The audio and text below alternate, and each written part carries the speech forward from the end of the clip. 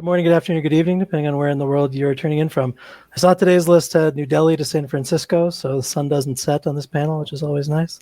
Today I'm joined by Doug Ramshaw of Minera Alamos and Rick Van Nieuwenhuizen of Contango Ore, and hopefully, traffic depending, at some point in the near future, Jose Garcia of SilverX. Gentlemen, thank you so much for joining me today. Good to be with you, Romeo. Hey, Rick. Good to see you again, Romeo. And the whole crew. Before we get into the protein of today's event, I do have some housekeeping that you'll have to sit through, but I'll try and make it as speedy as possible. So today's event is being recorded. Replay should be available early this evening. Today's event is also interactive, so please feel free to ask questions to our speakers using the chat button on the bottom right of your screen. There's Jose as well. Welcome. Hi, everyone. Hi, Romeo. Hi, Doug. Rick. Hey. Good to see you. Just getting through housekeeping, so you're right on time. So yeah, if you want to ask questions, you can use the chat function on the bottom right of the screen. I'm going to be eager to grab questions that are on topic for today's discussion. If there are any ultra-specific questions about individual securities in today's panel, I will pass them to the relevant teams so they can get back to you really as soon as possible. So that's enough out of me. I'll say to start, I'm curious if each of you could provide an overview of your company's projects, just for people who are new to the story. Because what we want to do today is really understand different stages the projects are along the road to mine development, and then we'll get into strategy and marketing. So if you could, just one at a time, starting with you, Doug, highlight key projects and what the current stage is. Sure. Thanks, Romeo. Well, we have a series of development through production assets in Mexico at different stages of the Lassonde Curve. We were talking beforehand. Hopefully everyone understands what the Lassonde Curve is. Basically, here's my drawing of it. There's an exploration peak where, you know, good money's made on the exploration discoveries, and a lot of projects fail to get taken out of that point. They end up in this trough, you know, the development permitting trough where, you know, a lot of investors get kind of bored, and it's up to companies to make sure it's still moving forward and somewhat exciting. And then obviously the far peak, any developer, stroke producer wants to get to when things go into production. So we have Santana, which has been is back in production now, more meaningful production this year after a startup in 2022 and a slowdown by design in 2023.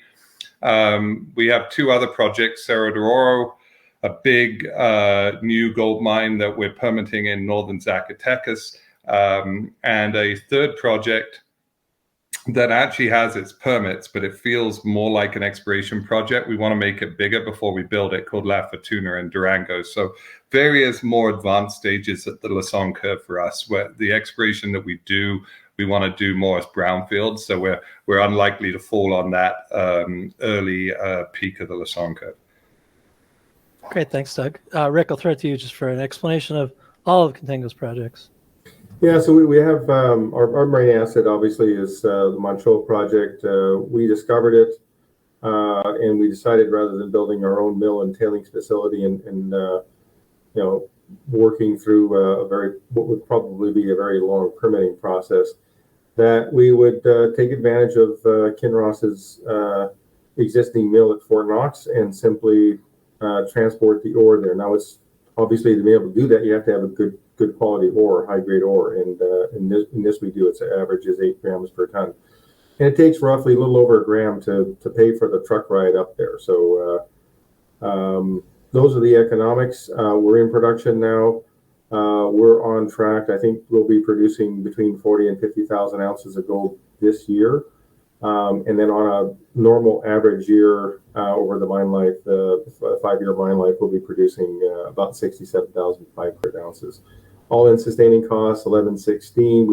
We don't have any hard numbers yet. That'll probably won't come until the end of the year, but based on the budgets for mining and transportation and processing, we seem to be on budget. So I'm going to interpret that as being we're plus or minus in that 11.16 all-in sustaining cost.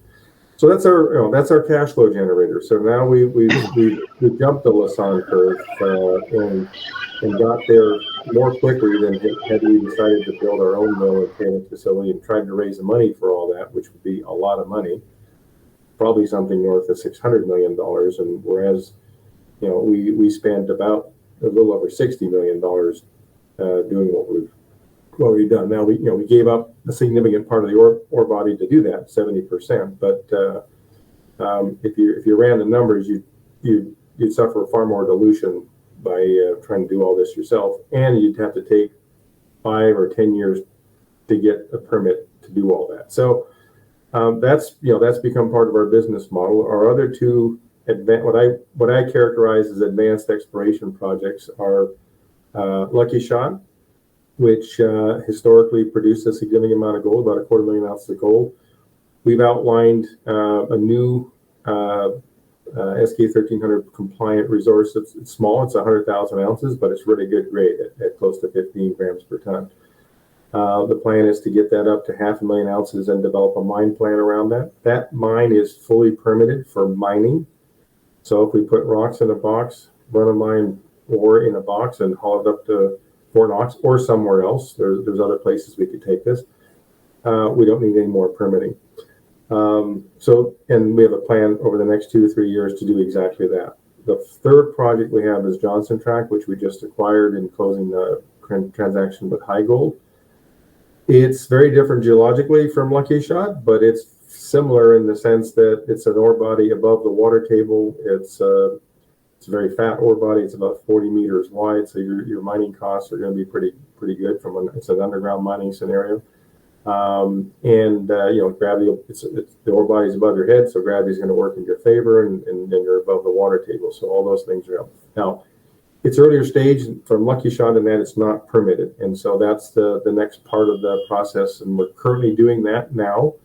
And I think we're on track to have our permits to build the underground access later this year. So obviously stay tuned for that. But that's the sequence that we're in. One in production, and 2 in the process. One a little earlier than the other, and the Lucky Shot being earlier because it's permitted, and then Johnson Tract to follow a couple of years later after we get the permits and get the underground built, and then we can complete the feasibility study and the mine plan, etc. So great, thanks, Rick. And Jose coming to us very authentically in mining gear. Please share all the SilverX projects and where they are on the curve. I just drove 4 hours to get here, and I got literally on 4 o'clock. Okay, just on time. But thank you for your patience. We are SilverX, and we own a very large silver district in central Peru. Okay? It's something that we put together over the years, and we actually, when it comes to the Lassonde Curve, it's difficult to define SilverX because we are in production, but at the same time, we are building resources on a fast track.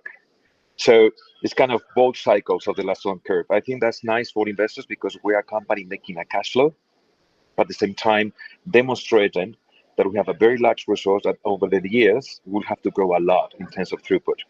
Yeah. So we listed 3 years ago. We are just one of the very specific mining companies, silver mining companies, that is in production. And as I said, we own a very interesting resource, probably in the proximity, it changes every day, but let's say 200 million ounces of silver equivalent. And within the next few months, it's going to keep on growing. But in the meantime, we built the mine. We actually bought an old existing processing facility, and we're making cash flow so investors can see our financials. We're making an attractive cash flow, and I think that positions SilverX as a very attractive silver company going forward. Of course, we're bullish on silver. We produce silver, gold, lead, and zinc, and I think that we're doing something really nice this year. Great, thanks. Now we know where everybody is. I have had on as recently as 2 days ago people that really do extol the virtue of focus and attention to single projects. These are single asset companies, and they often talk about it as a strength. Now, I'll hazard a guess that the three of you disagree with that as a strategy. I'm curious if you could compare them. So why do you prefer a multi-project setup? Doug, I can start with you. Oh, you're on mute, Doug. I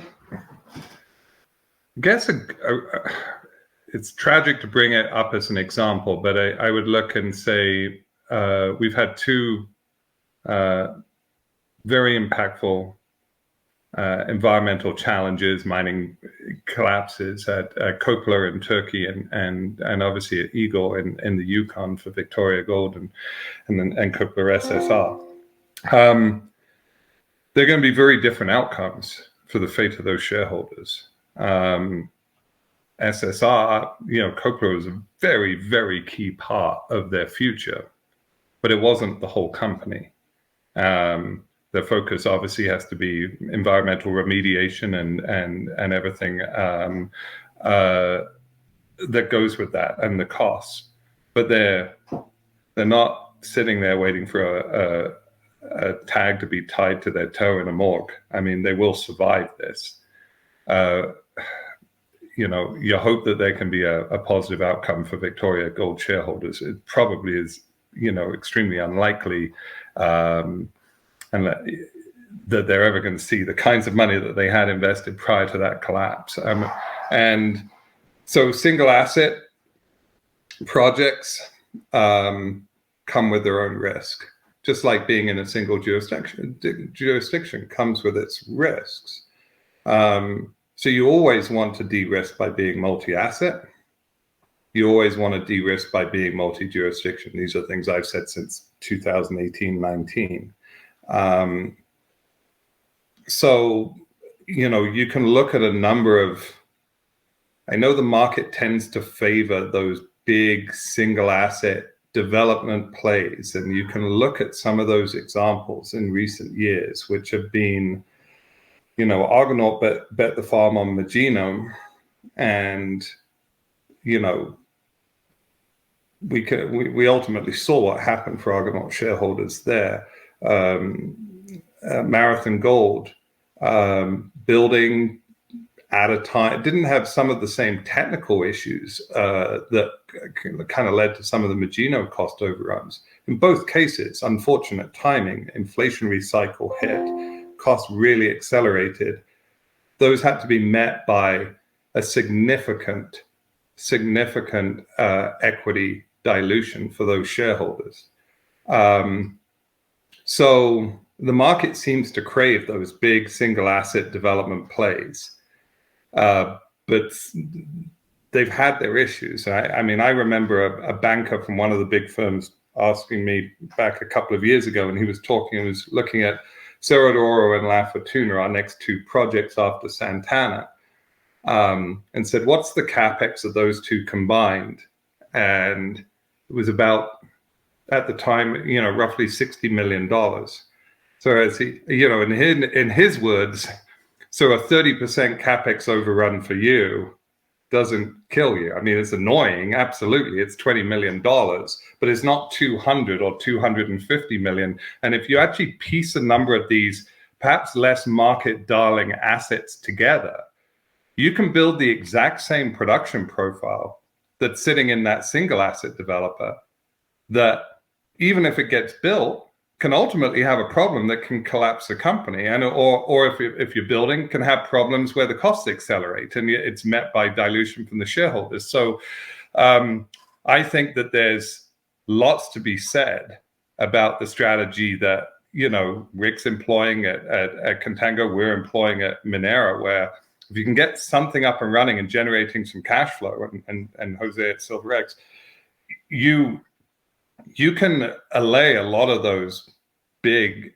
equity risks associated with things. You can allay a lot of the risks of being single asset. And we've just seen, unfortunately for our industry, countless examples of why actually multi-mine, multi-jurisdiction, multi-stage is actually, I think, a far more shareholder-friendly approach to development, depending on one's risk profile. Rick, you have any thoughts to add to that? You're on mute as well, sorry.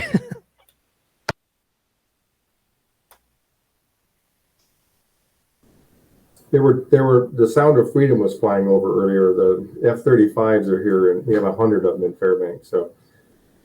But they were making a little bit too much noise, so I put myself on mute. But Doug brought up a lot of really good points and specific examples of why being a single asset entity for a producer is risky, or for a wannabe producer. And from an exploration portfolio standpoint, I'll direct the question more that way. I mean, you got to be absolutely right, and you got to be able to hit it out of the park, and that doesn't happen very often. So now I'm also not a big fan of the the generative company type of model where you have, project generator have 25 different projects that you've got to manage and delve out to 25 different other people who are running your projects, then you're basically on the treadmill of having to find another new project to get the market excited about. So I'm not a fan of the project generator model either. I think having a portfolio of different stage assets is a good fit, especially if you have cash flow. If you don't have cash flow, you're subject to all the same market uncertainties that exist. Lassonde curve is a curve, but also that whole curve goes up and down with market sentiment and what people are thinking about gold or copper prices. And we've seen last week here a meltdown of the Russell 2000 and risk off investment. Our share price and everybody on the Russell's gotten hammered. Got nothing to do with the gold price. Nothing's happened there. It's not got nothing to do with us. We're producing gold. We've communicated that we're producing gold, and we're likely to produce more gold than we had originally planned on for the first year of operations. But the market just doesn't give a rip, and that's just part of the way the game plays out. And you have to be able to endure that. And if you're whether you're an explorer or a wannabe producer and these type of events happen and you need to raise money, you are totally screwed. Your equity shareholders are totally screwed. And not because you screwed up, just the market's just not in a good mood. Jose, I'll get you in there on just comparing the multi-project to a single asset company. I agree with what has been said. I mean, we own a relatively large mine complex, more than a district, and we have several projects, but I think it qualifies as a single asset. But what I would emphasize is that I like production. Doug and Rick said that having cash flow is critical, and I would add to that, and actually to Doug's comment, that if you have a small capex, any cost overrun will not kill you. Small is beautiful to some degree in mining. We built a mining company with $20 million, which is kind of crazy, I know, but the situation you are in is that now we can grow, and perhaps we can start buying things around, first in our neighborhood, second within the country, and eventually, why not, within the region. Okay, I like multi-jurisdiction companies. As a retail investor, I like that, and I like assets on different stages. When I refer to SilverX as being kind of a weird animal in having production, but at the same time growing a resource, it's kind of having two assets in once. We give the stability by having cash flow, but the real value of the company is in the future. We're building a large resource. We are producing less than 2 million ounces of silver a year, but we should be making 6 or 8 within the next few years. So becoming, let's say, a mid-tier silver company. Okay, but I also believe in consolidation of projects, particularly in our sector, silver. Silver companies are smaller than gold or copper companies typically. So I think that consolidation is needed at some point in time. You want to get critical mass, and that's the story of many successful silver companies. First Majestic, Hecla, Silver Standard when it was a silver company, or Pan American Silver used to be a silver company. I think those paths are smart, and we as a small company, we like to follow some of that sort of a path of that kind, if you like. But for the time being, I think we're going to prioritize production with small capex. That's what I think is good value for investors today. I appreciate that. Rick, I'm going to throw it to you for this next one. Mining companies, famously or infamously, however you want to describe it, do have to be strategic about their spending. It's not like Silicon Valley. Your investors are counting your spoons. Absolutely. So how do you prioritize when you've got multi-projects, different stages, which project to spend money on and when? Yeah, I mean, for us this year, it was make sure Manh Choh gets into production, and because of we were mining and transporting ore and building a stockpile at Fort Knox, you're spending money. You're not making any money yet. You're spending money, and you're spending quite a bit of money, relative to what the size company we are. So, yeah, the priority was shut everything else down, reduce the the corporate burn, if you will. Don't do any exploration, which is why we didn't do exploration at Lucky Shot this year. We would have liked to, but when you look and say, okay, well, the plan is to produce gold in July, but what if the mill's not ready? There were the mill modifications that had to be made, and we kept in touch, and we know we've been out there numerous times, and it looks like it's getting there, but you don't know until you know. It's the fat lady singing sort of thing. It's and then it's still a mill ramp up. The mill's been operating for 30 years, but all the tanks and electrical and pumps and pipes and everything that connect the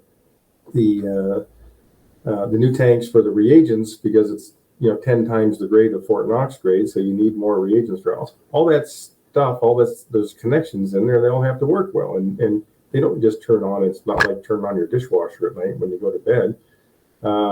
This a ramp up, and so we started with running 3,000 tons a day, and then 4 and 5, and we ended up at the end of the month at 10. So which is actually a little over design. So that's just typical. But until you do that, until you're getting money out the other end, because you pour doré at site, you send it down to the Asahi refinery, and then our good bankers sell the gold, and we finally get something coming back. But it goes into the joint venture first, and then the joint venture delves it out to us. So you just got to be smart, and not the worst thing a junior company can do is any company can do is overpromise and underdeliver. And if the underdeliver is, oh shit, I ran out of money, could you give me some more? Well, what the answer is going to be, yeah, but it's going to hurt. And so that's what we did this year, and I think that's what you have to do. We don't have a forgiving market yet, and despite the fact that we have $2,400 gold, it's still not a Silicon Valley type atmosphere by any stretch. Yeah, people are still counting spoons for sure. Doug, I'll throw it to you on how to prioritize spending. Yeah, to echo some of what Rick said. I mean, when you spend money, it's replaced in one of two ways. Either you're making that money from an operation, or you're raising money. Raising money hurts, that's dilution. So you do everything you can to avoid unnecessary dilution. We did a lot,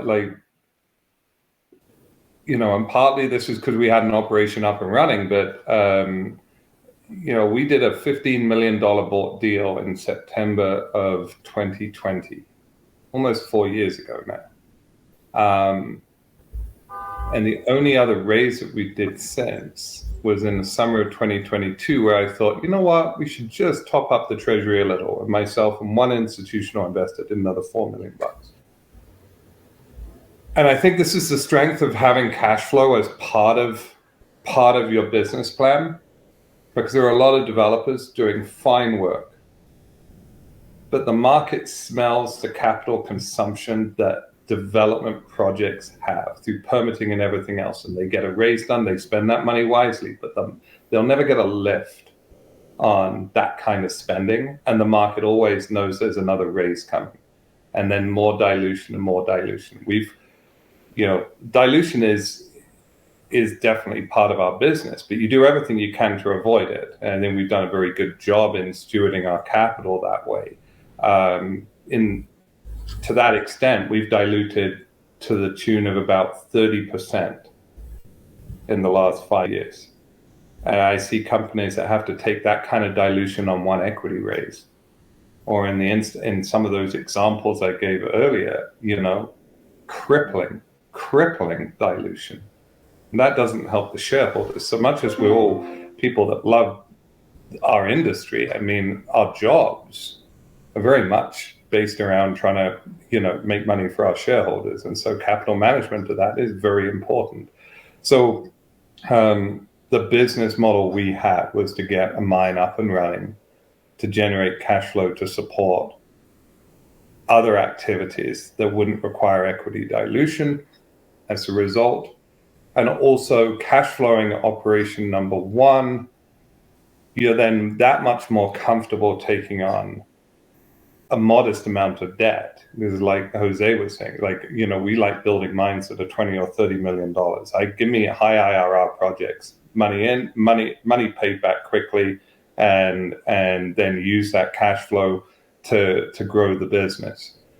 And so the plan with Santana was get it up and running, which we did with a bit of equity, beginning of 2020, just before the pandemic hit, and a bit of royalty money, because you're always making this judgment call between asset dilution and equity dilution, and a royalty dilution is just, it's different than, and I think doesn't hurt shareholders the way a lot of it repeated equity dilutions do. But the plan was always, even before we got Cerro de Oro, utilizing Santana's cash flow to support taking debt on for project number 2, not to self-fund project number 2. I think that comes on project number 3 with the cash flow of the first 2 operations. And so, you never want to be, we talked earlier about single asset producers. Part of the problem there is, to me, you never want to take debt on for project number 1, because it will be on one heap leach pad slip or whatever will kill you. If you've got $190 million of debt outstanding, you're now not producing any gold for the foreseeable future. The creditors come running. So our goal was always not, to have debt, but only when it was supported by the first operation generating cash flow. And I think we've stewarded our capital very wisely. Surprisingly, when you're very much aligned with your shareholders, you take dilution seriously. And as a result, protected the balance sheet, made tough decisions in 2023 that, we're all developers, producers here. If you're an exploration company, the example I use, if you're an exploration company and your investors know you've got 7 drill rigs turning, and you got to put out a press release saying, hey, we're going down to 1 drill rig. Well, they're not going to like that. Well, I can say as a producer, you're ramping up, and then for various reasons, you have to scale production down.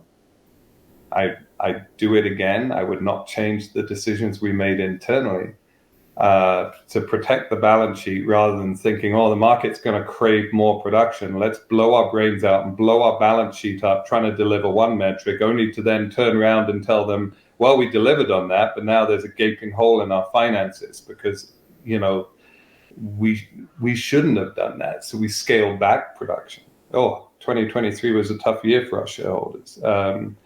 Now, moving forward, we actually, by protecting the balance sheet, we're in a position to expand operations again and really get this going. And yes, there was a lost year in there.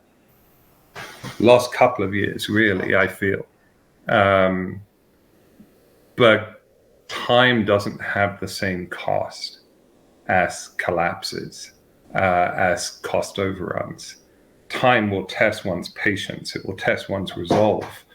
And certainly we've done that at Minera, but that is what there is not the same cost on time. And so to me, making decisions to protect capital, which can be replaced only one of 2 ways, and one of them can be devastating, even if it's going to cost some time, is a calculus I would do every single time. I appreciate that. Jose, I'll bring you in for your philosophy, or SilverX's philosophy, on how to allocate funds in a given year to different parts of your asset. Our company was bootstrapped since the beginning, right? So we always, we're very happy to tell everyone that as founders, we own a big chunk of the company. Actually, we went public 3 years ago, and I must confess, at the time, I think I owned about 25% of the company. And I own 10% now, which is devastating for me. But reality is that we had to raise money, right? And we raised little. As a shareholder, I was trying to protect minority shareholders from those equity raises, right? And we're now getting to a point, perhaps with a little bit of delay, where we can demonstrate that we can make money with small assets. It's almost emotional. The moment you have a company that is like, I don't have to raise money to survive. Okay, that's a relief. Okay, there might be doubts about the quality of the operations, the resource, the management, and things like that. That's with every company. What we had to do on these sort of last couple of years, I'd say, we've slashed overhead, we slashed marketing costs. By the way, probably it's the same story with many CEOs of junior companies. We went public and tried replicate, the junior company model, so to speak. We did all the marketing, all the IR, and eventually the market puts you in your place, and you have to go back to the basics, which is whatever you are in, right? Exploration or production. Deliver on that, and the market will grab. And that's the battle we are in at the moment. And as Doug said, now we are happy that we are reaching a level where we can raise debt. We are not having an EBITDA that would support us raising the debt that will grow our project. And that's our focus, right? So the next few months for me is like, we have to demonstrate that EBITDA, raise some debt, grow the project, build the value of the company. That's it. If I manage to do that, obviously my investors should be really happy, right? Hasn't been easy. Surviving in these markets have been complicated, but I think we're getting there. But that's my philosophy. We've been really cheap about managing money, and I always say that in an almost pejorative way. We are a very cheap management team, and you've got to be like that. Oh, appreciate that. On the topic of marketing, because I know it just came up, I know marketing promotion sometimes feels like a dirty word in the industry. I don't know why, but it's gotten that way. That's how people think of it. And I want to talk about marketing efforts kind of in response to having a number of different projects at different stages of development. Because obviously there's a question there of when it's advisable to provide less detail on certain projects because they're in what people call the boring stage, if you're in permitting, et cetera. So my question is, and this is really, it's a question of marketing more than anything else, is how do you decide what to talk about and when? And Rick, I'll throw it to you first. Yeah, I mean, it's always a tough one. And I think you have to sort of gauge, first of all, you have to be transparent on what you're doing. And so that's kind of the premise of, from what I call marketing and how we approach marketing is we want to, let shareholders know and investors know what's going on, what the plan is, and we want to be able to tell them that we're delivering into that plan. So I don't know that there's anything that you're, sort of anything that's not material. If we're drilling on something and it's an early stage project, and we wanted to see if it's something that's interesting. If we don't hit anything on it, it's not material. We're just that's where that's kind of happening in the background. Obviously, anything happening at Moncho, anything happening at Lucky Shot, anything happening at Johnson Tract, we're going to deliver on, and we're going to say we're going to go drill 3,000 meters at Johnson Tract. We're going to go do that. We're going to tell everybody what the results are. Along with the rest of the plan. But we do have some early stage assets, and really I have to, in the next couple of years, I got to figure out, do they really fit into Contango and what we want to do with Contango, with focusing on the DSO direct ship ore model, not building tailings facilities and mills and not raising all the capital for that. And if they don't fit, then okay, well, what do we do with them? Do we package them up and put them into an Explore Co? Those are all things we'll be thinking about in the next few years. None of which is frankly material to what Contango is going to stay focused on, which is getting our 3 assets into production and looking at other assets out there that might fit into our overall 5 to 10 year plan. There are plenty of companies in the trough, and the trough has gone from 3 to 5 years to 10 to 15 plus years. I think the companies that I started, NovaGold, great example, single asset company now. It wasn't that originally when I put it together, but now it's all about Donlin. And the market's pretty bored with hearing for the 10th year since I left. Now, hell, it's been 14 years since I left. We're still permitting. Good luck. Yeah, there's quite a few stories like that. People do get sort of bored or start to act bored anyway. Doug, I'll throw it to you. When do you just strategically talk about your project that's in production? When do you talk about your exploration, just from a marketing perspective? the reality is permitting is boring, and there aren't many junctures along the permitting track where there's actually something newsworthy. So, I had one of the analysts that cover our stock the other week when we gave a Santana press release entitled Santana Operations Update. Clearly it was a news release about Santana. And he was like, nothing about Cerro de Oro in there? It was like, well, in many ways that kind of highlights the issue, right? That, I hate to say it, but Cerro de Oro, when the permitting news comes down, we'll make it splashy press release. To me, what's more important than the marketing and everything else, and this year having control of our destiny, we're driving Santana production upwards again, and other things that we're doing in the background and in the foreground, like copper, is about building something, like kind of going into your diner and ordering the sundae, but the cherry's not on top. Cerro de Oro is the cherry on top. You got to make an appetizing dessert that someone wants to eat, not wait for the waitress to remember that it's a cherry to drop on. And even with Cerro de Oro, that was part of the calculus, making sure that there was a funding package there in place. Upon receipt of permits, everyone knows it's ready to go, including the funding to build it and get it up and running. And I think that press release that day will come, with a meaningful bounce in our stock price. But you have to, when you're marketing and it's not even marketing, when you're thinking about building the business, you have got to give a reason for people to own before that point in time. Part of it is, they can miss that bounce in the stock on that news. So that's certainly it, but these things can still drag longer than you would want. They are outside of your control. And so you have to be doing things to establish value and interest corporately beyond that point. And that's not been easy. And this is for either Adam or Michael, or maybe both of you, I'm trying to organically answer a question they did, because I think it is relevant, especially permitting and when we're talking about jurisdictions.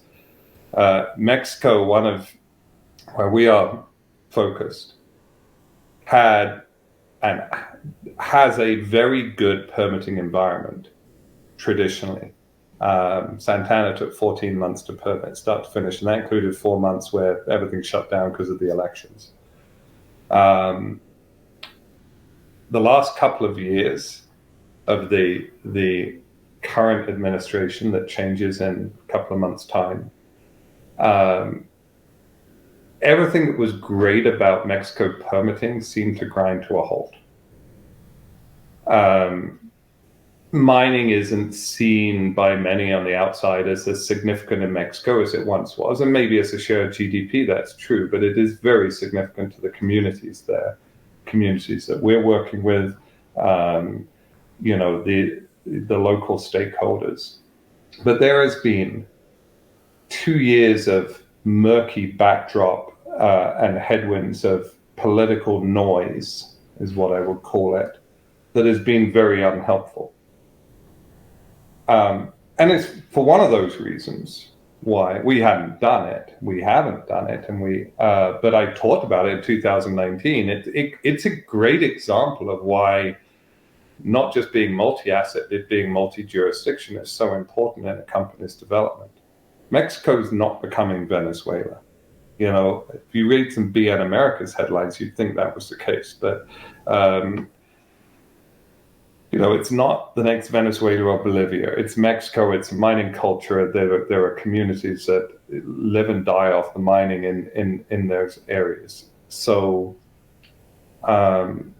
there's not going to be some blanket open pit mining ban in Mexico, despite prognostications from the outgoing president and the like. Talking to people on the ground in Mexico, any talk on the mining side is going to get pushed to Claudia Sheinbaum's administration, which, yes, is still the Morena party and the Morena coalition, and one has to acknowledge that there's a big Green Party component to the Morena coalition. So you have to tread lightly in terms of environmental review and what's right. And I think as an industry and as investors, we should really only crave mines that don't impact the environment in a, holes in the ground are an impact, but there's ways of managing things. So I think I've almost forgotten what the original question was, but because it was so important, like everyone's questions in the chats keep coming in for me, so I kind of just wanted to deal with that elephant in the room and be done with it. We are highly confident in the future of mining in Mexico, so much so that honestly, when I look at other jurisdictions north of Mexico, we're still looking at the great opportunities that now present in Mexico as a result of this backdrop, which I think 2 years from now, everyone's going to look back and go, why were we so concerned about what's going on in Mexico? I have to apologize. I kind of forgot the original. I was kind of answering it and then went on a segue to kind of wrap their questions in there. And now I'm kind of like... I can see you trying to answer all the questions in the chat. To answer Adam and Michael, we're very comfortable in Mexico. Everything we're hearing on the ground is actually things are changing. In fact, just the other day we heard that Claudia Sheinbaum is pushing Sermonat to start moving forward on clearing the decks of a lot of permits. Not necessarily in the mining space, but these outboxes of stuff that's just sitting, waiting to get pushed out, have been filling up for the last couple of years. She's pushing for that. There's a lot of positive things that she said in Mexico that should give people comfort that things are actually going to turn for the better in Mexico. And for those gentlemen that asked me the questions, just reach out to me by email. We can set up a call, and I'm more than happy to add more to the color there. But as all the questions seemingly were coming in on me in Mexico, I don't want to look like I'm ducking anything, because I'm not. We're proud stakeholders in Mexico. Appreciate that, Doug.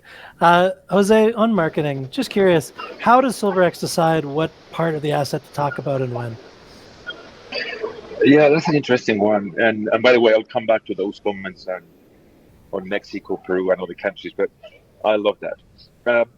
As a small company, we decided to simplify our marketing and our message. We've been intersecting veins, we've been doing some crazy intersects, some good drilling. We don't report that. We decided not to. We are not an exploration company. So we just talk about production, our financials, and we don't talk exploration. We'll publish our new resource in the next few months. That's it.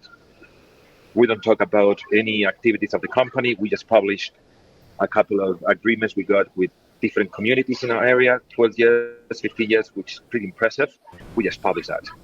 And we are hoping to get a new permit to go 3 times the current capacity, hopefully before year ends, or maybe early next year, and we'll publish that. So in other words, we are going back to the basics. We announce what we have to announce. And it's for good investors to figure out what SilverX is all about. Okay, it's a big resource with a small mining, cash flowing and growing. That's it. I think other than that would be just noise. Okay, and I think we're doing much better now than we did 2 years ago by trying to publish a lot of stuff. And going back to Doug's comments, I mean, we're a Peruvian company, and I get asked all sort of questions about operating in this environment. And obviously, we live in a country that has got some political instability. However, is in terms of macroeconomics, one of the most stable economies in the Americas, in terms of inflation rates, in terms of employment rates, and is certainly one of the best mining jurisdictions on earth. I mean, not only that we've been mining here for hundreds of years, same as in Mexico.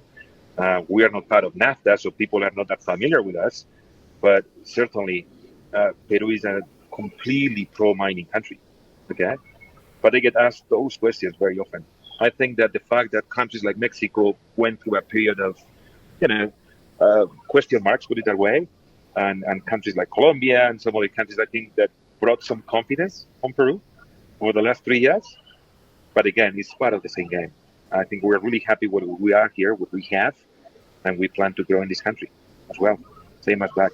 I always joke, I've been asked a number of times, being on panels in Vancouver, what about Peru and the political risk? Like, well, try build a mine in Canada. I already built 2 mines in 4 years. and we're about to build the third. Okay, so that's my measure of political risk. No, appreciate that. There's one, and this often happens. There's a question in the chat that I just like better than any of my questions. I'm going to ask it instead. And Rick, I'll start with you on this one. This is Philippe. It was really towards the beginning of the hour. He said the economic and political landscape is so different now to when the Lassonde Curve was originally conceived. So my question is, how has it changed? Like, does the curve still hold? What about it has changed? And how does that impact how Contango picks projects? Yeah, I say the generality of the curve is still there. I mean, there's exploration, discovery, excitement, but at some point the drilling stops hitting all the highlight splashy intersections, and the story has to shift to, okay, well, is any of this economic? What's the metallurgy? What are the geotechs? How much water is there? All the stuff that usually isn't great news, because in your press releases you tend to highlight the best holes and people pay attention to those, and they don't look at the other 10 holes that didn't have as good a grade or had no grade or whatever. So as you go through inferred to indicated to measured and feasibility, pre-feasibility, all those things, and then if you slap on anything to do with permitting, Doug mentioned that it's not a news-rich environment in the first place, and generally, whenever there's news on permitting, it's usually not good. It's things got delayed. There's this lawsuit. You got your permit, and then there's a lawsuit. So the permitting, I always thought it was funny because they refer to permitting, and at the end of an EIS, as an example, you don't get any permits. You start the process to get your permits. It's like the Holy Grail Bible of how do you get your permits. That's the EIS. So and then the EIS can be challenged, and they're not challenging the mining company. They're challenging the department or the regulator that issued the permit in the first place. So it's a very convoluted, complex. Permitting is very convoluted and complex and hard to understand. And then you throw the lawsuit thing on top of it, and it's, like I said, it's hardly ever good news on permitting. But so that's sort of the backdrop of why that Lassonde Curve is the valley of death is now the killing fields. It's just broader, and it has to we blame the regulators get blamed a lot, and they certainly regulatory oversight, and that's taken a lot longer than it used to, and you can argue that maybe that's for good reasons. It's de-risking projects, but investors are also wanting things de-risked, and that's another reason why the Lassonde Curve goes out. And of course, the longer you're sort of exposed in the market to get all those feasibility and permitting and lawsuits all taken care of, the more you're at risk that the market just gets in a bad mood. And so your Lassonde Curve, that the base of which is up here at some point when the market's in a good mood, the whole curve just goes to hell. and you have, as a junior company having to raise equity, that's where you get screwed, and the equity holders get screwed. So yeah, it's longer because of the regulators and investors wanting things further and further de-risked, and that's not just the mining industry, that's everything. That's why how many canceled flights now, just take something really simple like a canceled flight. This just happened to my son the other day. Why are flights canceled? Well, because there's a storm on the East Coast. Well, so they decide to cancel a whole bunch of flights because that's de-risking. So that's the society we built. I think at some point people might start getting a little frustrated with the lack of progress on certain things, or the more flights getting canceled, or whatever it happens to be. But that's where we are. No, appreciate that. And Doug, I'll throw it to you. I know we were talking about it briefly even before people came on. Your perspective on how the Lassonde Curve has changed over time and what that actually means for how you market projects, how you think about them, et cetera. There we go. Yeah, so this is where I lambast actually how the Lassonde Curve is drawn, only to then admit that I've got one of those badly drawn versions in my current deck. So yes. one of the issues, Rick's right, like there's ever changing things. It doesn't matter where you are at a particular point in the broader market. That point on the Lassonde curve is going to feel much better or much worse than what is drawn on that cartoon. The other issue that I think is how it is traditionally drawn is you have your first peak, the exploration discovery peak, then you have your trough, and then you have the final peak that every developer stroke producer wants to get to. It's like, oh, you're in production, everything's going great. And it always gets kind of drawn in a way that it's higher than that first peak, the discovery, and let's face it, that peak is your Arequipa, Diamond Fields, Great Bear type takeout peak. The reality is when you get to that far part of the curve, it's not that abrupt. And in fact, in many ways, ramp up of operations and everything else, definitely the trend is upwards. But it probably shouldn't be at the pace that is illustrated in the typical Lassonde curve. And in fact, actually, it should come with the caveat that even as it goes up, it can have its own periods where it can stall. There can be mine problems that you have to work through. Like I think Minera in 2023 found a way to reverse on the Lassonde curve. Like we got to the far curve and then we decided we'd throw it in reverse, just edge back again. And now we're driving forward again in 2024. So, just be wary of often how it is drawn. I think ultimately, if you get up and running, especially building multiple mines and de-risking yourself jurisdictionally and over multiple mines, the long-term real value, is seen in producers that started 20 years ago that now growing into the next variations of themselves and continuing to grow and can deliver really long-term sustainable growth as a company and everything else. But it takes time. And that Lassonde curve kind of abruptly ends, like everything's going fine.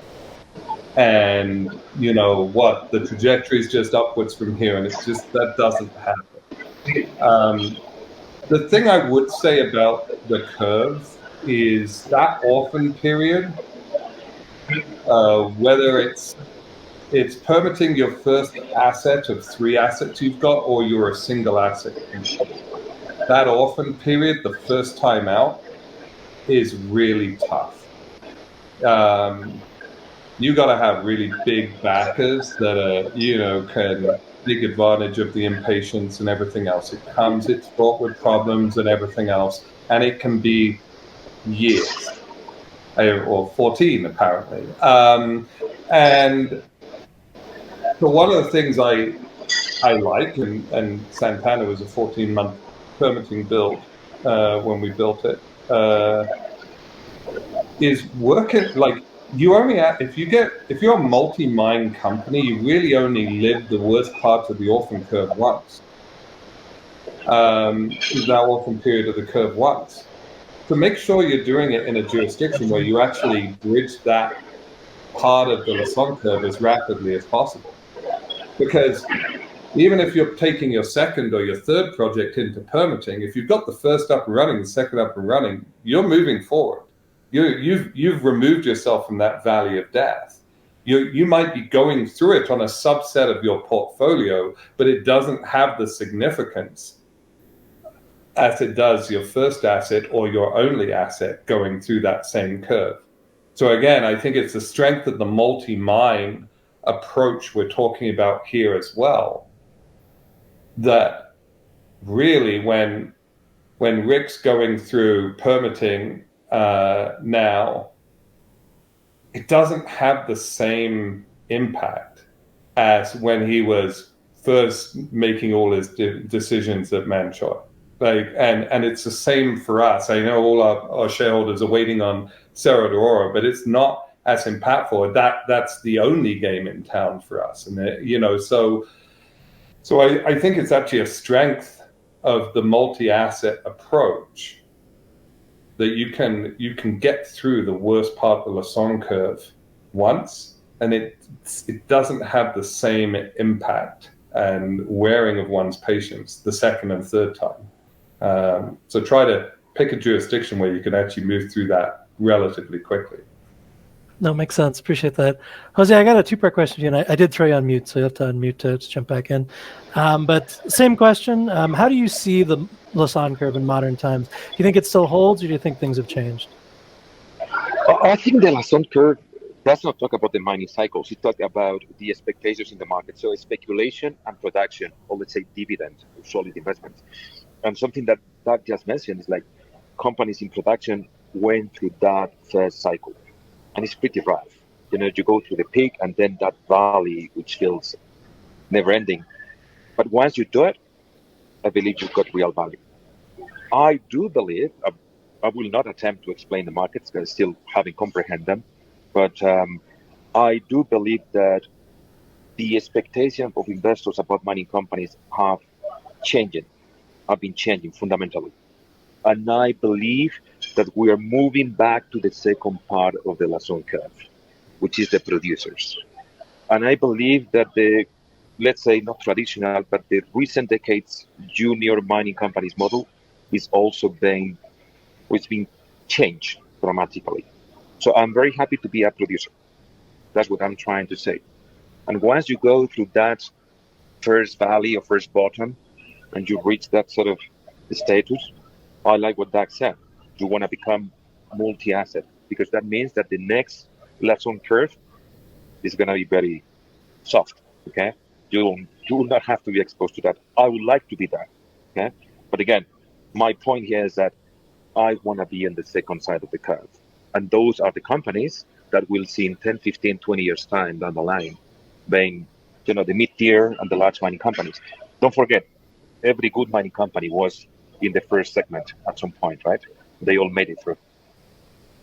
I appreciate that. And Jose, one follow-up question for you. As I understand it, and I have heard from SilverX investors, that SilverX is an execution story.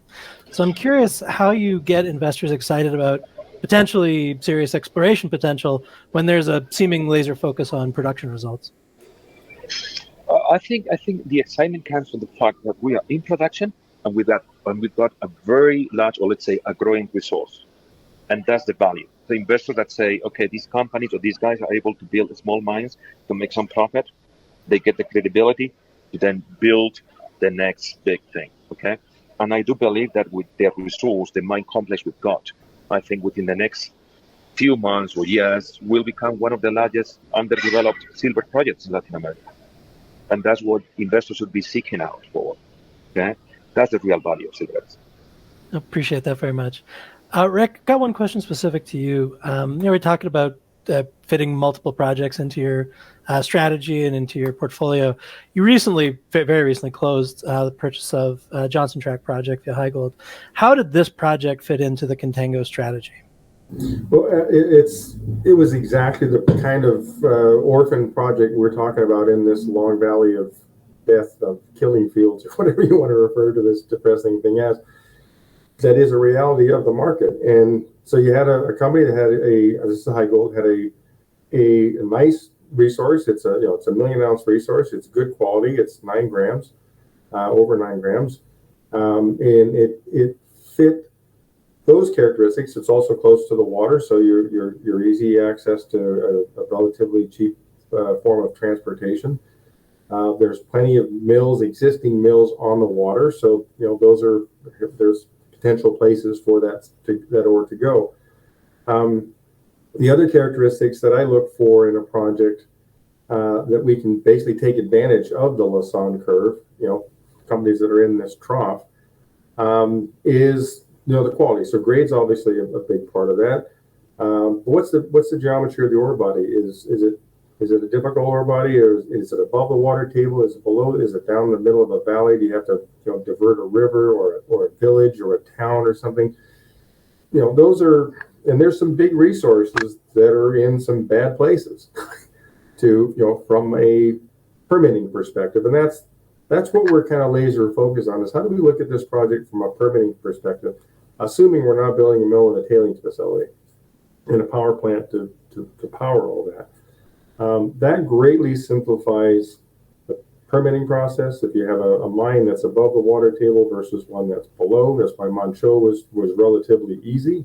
Nothing's easy in permitting. I don't want to make. I just want to say that at the outset. But on a relative basis, if I can get Manh Choh permitted, or if we can get Manh Choh permitted in a year versus 5 or 10 to permit a tailings facility, well, I'll take that bet every day. And I believe, so we've done that with Lucky Shot, and now we're in the process of doing that again for Johnson's Back. And I'm saying, to get the infrastructure into a place where you can be mining. There's more work to do. There's lots more work to do. But if we're going to put rocks in a box and transport them to an existing permitted mill somewhere else, that's another issue that we have to deal with for sure, but it's not a 10-year timeline issue. And I will always maintain that if you've got somebody with a mill that's processing 5 grams per ton and you bring them 10, there's a business transaction to be made. So those are kind of the working theses that we have to execute our model. And I think we're 3 for 3 right now. We've got more work to do to get the 2 other assets into production. But I hesitate to say that the exploration of those assets, that's the easy part. We know how to do that. It's the curveballs that come from left field of stakeholder engagement and all those other things that we have to continue to do a good job on that. There's no question about that. That also kind of overlaps with marketing, because we market to investors, but hey, guess what? All the anti-mining NGOs hear exactly what we're saying, and they know the game. Sure, yeah, they're experts as much as anybody else, for sure. They raise money for different purposes. Sure. Appreciate that. Doug, I'll throw the last question to you, and this is really about the Minera model, just for people who might not be familiar. That's my question: is how far along will Cerro de Oro be before bringing another project into focus? Just how does the Minera model work in your words? You are on mute. You'd think an hour into this I'd have figured that out, but so yeah, this multi-sequence approach of low capex projects, where one supports the funding of the second, and the first 2 support the funding of the third, it's a good way to build the exact same production profile that it's in a project that is a single asset developer, but hundreds of millions of dollars and more sensitive to cost overruns. Okay. It also lends itself to more flexible project sequencing. And in that regard, it's funny. We've got 3 assets. Our company has permitted 2 of them from the AMLO administration and the predecessor administration. After, and we've had 14 years operating down in Mexico. We know it very well. I have absolutely zero doubt that our 3rd project will get permitted by the incoming Claudia Sheinbaum administration. So 3 for 3, to quote Greg, on permitting with 3 different administrations. But in many ways, like, we had the permits for La Fortuna back in 2019, 2020. But then we picked up Cerro de Oro, and it showed there's sequencing that we could do. Cerro de Oro was a bigger project out the gate. It was a lower capex. It was just everything about it had scale from the get-go. And so we set about getting the surface rights worked through, including spending an extra year working with a local ejido, which, given Ms. Scheinbaum's comments about being supportive of projects that have local support, I'm very happy that we've got a local community that's 100% supportive of that mine as well. And it actually showed that we went from a 2-project company, Santana and La Fortuna, to one where, in some shareholders' minds, feels inexplicable that we are now wanting to build second and take the time to permit a second operation ahead of one that's sitting with permits. Having La Fortuna permitted allows us to pivot, for sure. We're not a binary outcome on permitting. We are getting no indications out of Mexico that there should be issues with Cerro de Oro, and until such time, we won't knee-jerk react and decide to do a pivot, which ultimately is not necessary at this point in time. And part of it is we want to build La Fortuna in its right form, right? We based a PEA off a 5-year starter pit, high grade, 3.5, 4 gram open pit, 6-to-1 strip. It's right up there among some of the best high grade open pits in the world, because I believe I was giving a presentation after Rick at Denver last year, and Fortuna is in one of his slide decks, or was. But we own a 2,000 ton a day mill already for that project. The PEA not only has a 5-year mine life, no one likes 5-year mine life, but it also was only using about 50% of that mill capacity. So for us, looking at projects, getting the open pit heap leaches built like Santana and Cerro de Oro is going to spit off so much free cash flow that finally we can do what Fortuna really needs, which is spend 10, 20 million bucks over a number of years, really growing out that resource, which we know is there. It's brownfields expansions of that pit, so that we're building it the right way. Maybe we're starting up La Fortuna at 8+ years with a 75, 80,000 ounce a year profile rather than 5 at 50, with analysts looking, going, well, you can't really put multiples on cash flows that are, on such a short mine life, etc. So we can address all that. And we will continue with that approach unless we absolutely felt that Cerro de Oro was going to be bogged down politically, with shift. But everything we're hearing out of Mexico, on the ground locally at least, is things are going to be improving. And so we're not going to react and shift our plan. I think shareholders want a management team that don't make knee-jerk reactions. Investors make knee-jerk reactions, and that's their prerogative. But I certainly wouldn't want to invest in a company where, a management team is so quick to change a strategy and a plan that makes the most sense. And so, yeah, we'll build out, and collectively, in their base case, Santana, La Fortuna, and Cerro de Oro get us to about 140 to 150,000 ounces of sub-1,000 AISC gold production a year. Are there upside cases on those projects? Absolutely, especially Cerro de Oro, which we're permitting for right now, the upside case. It's, you're closer to 200,000 ounces from these 3 assets.